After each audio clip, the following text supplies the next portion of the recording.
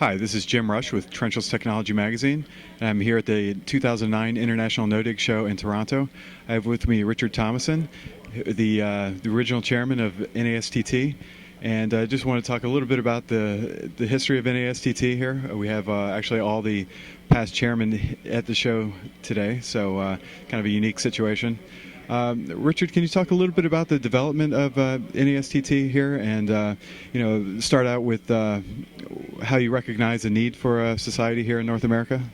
Yes, there were several of us that were in different associations. I was in the Water Environment Federation, and had Stephen Cordes that was in the AWWA, Mike Argent that was in NUCA, Tom Isley in ASCE, and Norm Cerner that was in NASCO. And we had a international no-dig show. ISTT had one in Crystal City in 1988 in conjunction working with the Water Environment Federation. I was the program chair for WEF working with ISTT.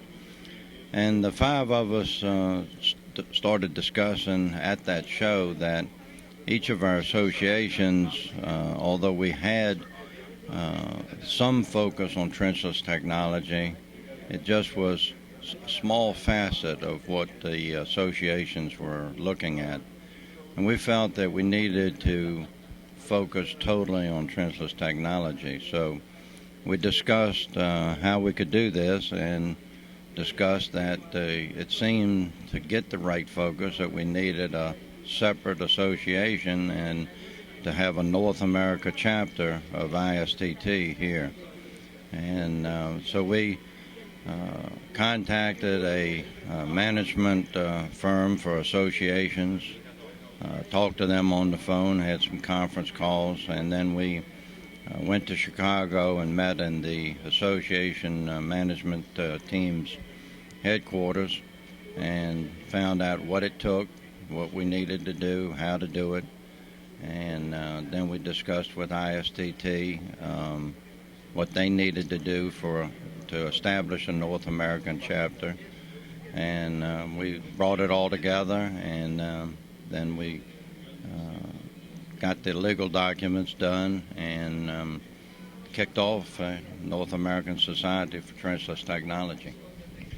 What were some of the original goals when the society was formed?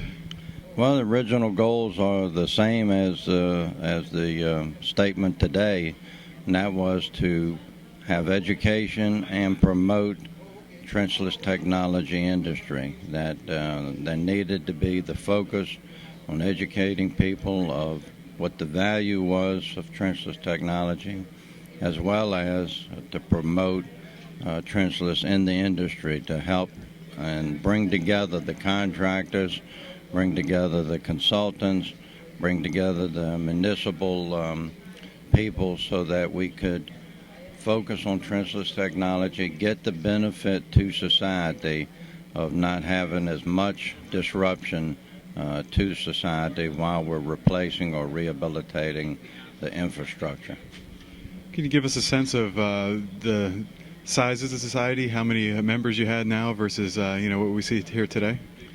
Well, when we started, we started with founding members, and I don't recall the exact number, somewhere in the range of 50 to 75 founding members. These were consultant firms and companies, as well as some utilities, and we had both Canadian and U.S. Representation, and we had made sure that our board was set up where we had representation across contractors, across consultants and municipal employees, academia, regulatory agencies. We didn't want this to be looked at as just a method of contractors or consultants or manufacturers to be making money. We wanted it to be seen as an independent association that is interested in the benefits of trenchless technology. What do you think when you look out here today and there's a record number, more than 1,600 here, and think back to the early days? What are your thoughts about how the society has grown?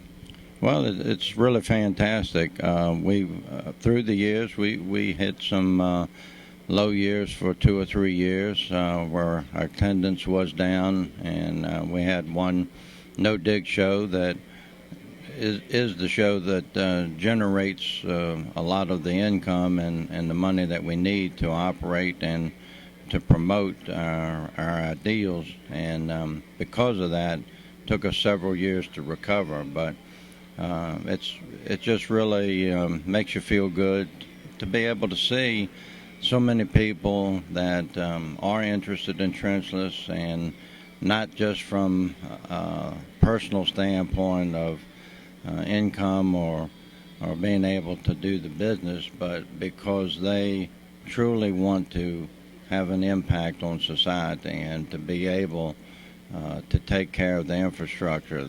That they realize that the infrastructure is really the backbone of everything that happens, and they want it to be in the condition it needs to be in, and to be able to have it replaced and rehabilitated with the least inconvenience. Okay. And what do you see some of the challenges of the association going forward? Well, we need to continue to promote education. We need to continue to bring the younger engineers and the younger workers into the industry, that they need to be able to realize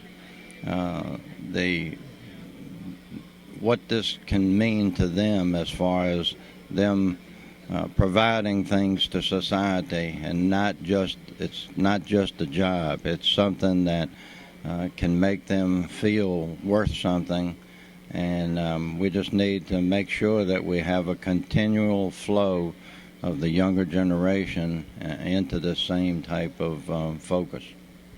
Okay. Well, thank you very much for your time, and enjoy the rest of the show. Thank you, Jim.